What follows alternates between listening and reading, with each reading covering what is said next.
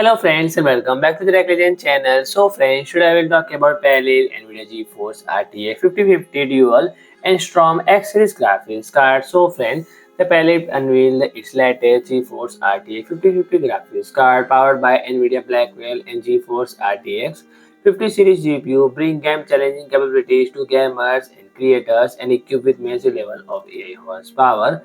And the RTX 50 series enable experience and next level graphic fidelity and multiple performance with NVIDIA DLSS4 and generate images at unpredicted speed and unless creativity with NVIDIA Studio. So friend, the Palit GeForce RTX 5050 Dual offer classic cooling efficiency in a sleek and modern black design with durable build quality, and the large twin fan provide competitive cooling and quiet operation, while a compact two-slot design suit from small form factor build.